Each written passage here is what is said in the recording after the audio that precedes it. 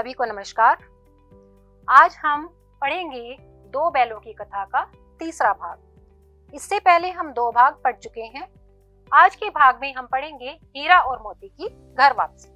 लेकिन कहानी में आगे चलने से पहले हम कहानी की पिछली घटनाओं पर एक दृष्टिपात कर लेते हैं। कहानी में अब तक क्या हुआ। हीरा मोती झूरी के दो बैल थे और अपने मालिक के घर वे बहुत ही प्रेम पूर्वक और परिश्रम पूर्वक जीवन व्यतीत कर रहे थे कि एक दिन झूरी का साला गया उनको लेकर अपने गांव चला गया। हीरा मोती झूरी के घर गया के घर से वापस चले आए अपनी रस्सियां तोड़कर, लेकिन उन्हें दोबारा से गया के घर वापस जाना पड़ा।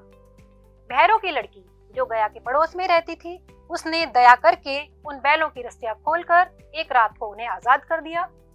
अपना रास्ता भटक कर वे गलत रास्ते पर चले गए, जहां उनका एक भयंकर सांड से संघर्ष हुआ और दोनों ने मिलकर उसे हरा दिया। जीत के नशे में वे एक मटर के खेत में चरने लगे, लेकिन खेत के मालिकों ने उन्हें पकड़कर कांजी हाउस में बंद कर दिया। दोनों बैलों ने मिलकर सांड से की लड़ाई, लेकिन क्या उन्होंने अपने कष्टों से आजादी पाई? आगे देखते हैं कहानी में क्या होता है। जब हीरा और मोती कांजी हाउस में पहुंचे तो उन्होंने देखा कि वहां पर तो और भी बहुत सारे जानवर थे। कई भैंसें थी, बकरियां थी, गधे घोड़े थे, लेकिन सभी जानवर बहुत ही कमजोर, दुर्बल और भूखे प्यासे खड़े थे। स्वयं हीरा और मोती पूरे दिन फाटक पर टकटकी लगाकर अर्थात ध्यान से देखते रहे कि शायद कोई हमारे लिए चारा लेकर आएगा या हमें भोजन मिलेगा, लेकिन कोई आता दिखाई नहीं दिया। अंत में उन्होंने दीवार की नमकीन मिट्टी चाटनी शुरू कर दी, लेकिन इससे उनकी संतुष्टि नहीं हुई, पेट नहीं भरा। हीरा ने सोचा कि ऐसे तो काम चलने वाला नहीं है, ऐसे तो हम सब भूखे मर जाएंगे।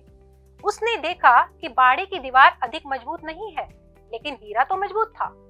उसने अपने नुकीले सींग दीवार में गड़ा दिए तो मिट्टी का एक छोटा सा टुकड़ा निकल आया, एक चिप्पड़ निकल आया। फिर तो उसका साहस बढ़ गया। फिर तो उसने और दौड़ दौड़ कर दीवार में टक्कर मारनी शुरू की और थोड़ी थोड़ी मिट्टी गिराने लगा। तभी कांजी हाउस का चौकीदार जानवरों की हाजिरी लेने वहां पर आया और उसने देखा कि एक बैल दीवार को गिराने की कोशिश कर रहा है। उसने हीरा को डंडों से मारा और एक मोटी सी रस्सी से बांध दिया। हीरा जब कैद हो गया रस्सी के अंदर, तो मोती ने उसे कहा कि मैंने तो तुम्हें पहले ही मना किया था, आखिर अब तुम्हें क्या मिला, अब पड़े रहो। लेकिन हीरा ने मोती को समझाया कि नहीं मोती, ऐसे भी हमें एक दिन मरना ही है। यदि ये दीवार खुद जाती तो हमारे इतने सारे भाई जो यहाँ बंद हैं, ये बच जाते, ये तो यहाँ भूखे प्यासे मर जाएंगे। यहाँ पर हमने देखा कि कांजी हाउस में बंद जो जानवर हैं, उनकी जो स्थिति थी वो हमारे स्वाधीनता सेनानियों के साथ समानता रखती है। आइए इस पर विचार करते हैं। कैसे? जिस तरह से स्वाधीनता सेनानी जब जेल में बंद होते थे तो अंग्रेज सरकार ना उनके खाने का ध्यान रखती थी, ना उनकी सुविधाओं का। उन्हें मारा पीटा जाता था और उन्हें बुरी दशा में रखा जाता था। इसी तरह से कांजी हाउस में बंद सभी जानवरों का भी बहुत ही बुरी दशा थी और उन्हें भूखा प्यासा वहां पर बंद किया गया था। इस तरह से ये कहानी स्वाधीनता संग्राम की ओर संकेत कर रही है। आगे चलते हैं। अब मोती ने देखा कि हीरा के इतने अच्छे विचार हैं, वह अपने सभी भाइयों को आजाद कराना चाहता है। उसे प्रेरणा मिली और वो बोला, अच्छा तो ला, मैं भी जोर लगाता हूँ। मोती ने भी दीवार में उसी जगह सींग मारा और थोड़ी सी मिट्टी गिर गई। अब मोती का उत्साह बढ़ा और उसने जोर से धक्का मारा और आधी दीवार गिर पड़ी। दीवार का गिरना था कि सभी जानवर भाग निकले, उन्हें आजाद होने का मौका मिल गया। उन्होंने पलटकर हीरा मोती की तरफ देखा भी नहीं, लेकिन मोती हीरा को छोड़कर नहीं भागा। वह अपने मित्र की रस्सी तोड़ने में लगा रहा। वह जब हार गया, रस्सी नहीं तोड़ पाया, तो हीरा बोला, मोती तुम जाओ, मुझे यहीं पड़ा रहने दो। लेकिन मोती कैसे जाता? वह तो सच्चा मित्र था। हीरा ने भी उसे, जब खेत में वो फंस गया था तो उसे छोड़कर नहीं भागा था। मोती बोला, क्या तुम मुझे इतना स्वार्थी समझते हो? जिस अपराध के लिए तुम्हारे गले में बंधन पड़ा, अगर उसके लिए मुझे भी मार पड़े तो मुझे चिंता नहीं है। जैसे ही कांजी हाउस के मालिक आए, उन दोनों की और पिटाई हुई और उन्हें मोटी रस्सियों से बांधकर वहां पर डाल दिया गया। एक सप्ताह तक वे दोनों के दोनों मित्र भूखे प्यासे वहीं पर पड़े रहे। आइए एक बिंदु पर विचार करते हैं। क्या हीरा मोती अन्य जानवरों से भिन्न थे, अलग थे। मेरे विचार से वे अलग थे। जहां हीरा और मोती अपने अन्य जानवरों के लिए मन में सहानुभूति रखते हैं, उनकी आजादी के लिए प्रयास करते हैं, वहीं जो दूसरे जानवर हैं वे एक बार आजादी का मौका पाते ही भाग निकलते हैं। वे हीरा और मोती की ओर पलटकर भी नहीं देखते और ना ही उनकी पीड़ा की उन्हें कोई परवाह होती है। आगे चलते हैं। एक दिन सहसा कांजी हाउस में एक दड़ियल यानी दाढ़ी वाला आदमी, जिसकी आंखें लाल थी, चेहरा कठोर था, डरावना था, वहां आया और बैलों के शरीर में उंगली गोद कर देखने लगा, यानी गड़ा कर। हीरा और मोती ने उसे पहचान लिया। वे समझ गए कि यह कोई कसाई है, ये तो हमें मारेगा। उनके दिल कांप उठे। उन्हें नीलाम कर दिया गया दड़ियल के हाथों और वे भूखे प्यासे गिरते पड़ते उसके साथ चल पड़े।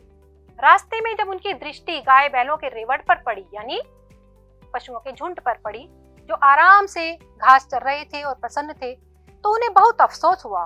उन्हें ये लगा कि इन भाइयों को हमारे दुख की पीड़ा की कोई परवाह ही नहीं है। खैर, वे आगे चले। अचानक उन्हें वो रास्ता जाना पहचाना लगा। उन्हें ऐसा लगा कि इस रास्ते से तो हम कभी पहले आए थे। अरे हाँ, गया इसी रास्ते से तो उन्हें लेकर आया था। वही खेत, वही बाग, वही गांव। हर पल उनकी चाल तेज होने लगी। उनकी दुर्बलता दूर हो गई और मन में उत्साह पैदा हो गया। अरे ये लो, ये तो अपना घर आ गया। इसी कुएं पर तो हम पुर चलाने आया करते थे। पुर चलाना यानी मशीन में जब बैलों को जोत कर उस मशीन को घुमाया जाता है तो कुएं से नालियों में पानी बहता है और उससे खेतों की सिंचाई होती है। इसे हम कहते थे पुर चलाना।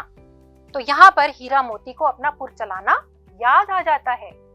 अब तो दोनों अपने घर जाने की खुशी में उन्मत्त होकर यानी मस्त होकर भागने लगे, उछलने कूदने लगे। दड़ियल भी पीछे पीछे दौड़ा आ रहा था।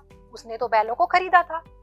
झूरी ने जैसे ही अपने दोनों बैल देखे, वो उनकी तरफ दौड़ा और उन्हें गले लगाने लगा। दोनों मित्रों की आंखों में भी आनंद के आंसू बहने लगे अपने मालिक को देखकर। लेकिन दड़ियल तो उन्हें ले जाना चाहता था। वो झल्ला कर उनको जबरदस्ती पकड़ने लगा। अब मोती को गुस्सा आ गया और अब हीरा ने भी उसे नहीं रोका। मोती उसे भगाने लगा और गांव के बाहर भगा कर आया। जैसे ही दड़ियल उसकी तरफ बढ़ता, वह विजयी शूर की भांति उसके सामने आ जाता। वह दड़ियल से नहीं डरा। यहाँ पर उसका साहस देखकर गांव के लोग भी हंसने लगे। थोड़ी ही देर में उन भूखे प्यासे हीरा मोती के सामने खली, भूसा, चोकर, दाना अच्छे से उन्हें भोजन दिया गया और वे खाने लगे। झूरी खड़ा हुआ दोनों को प्रेम से सहला रहा था और उसी समय मालकिन यानी झूरी की पत्नी आई और दोनों बैलों के माथे चूम लिए। यहाँ पर हमें दिखाई देता है कि झूरी की पत्नी अब उनसे नाराज नहीं है। उसका भी हृदय परिवर्तन हो चुका है। यहाँ आकर हमारी कहानी समाप्त हो जाती है।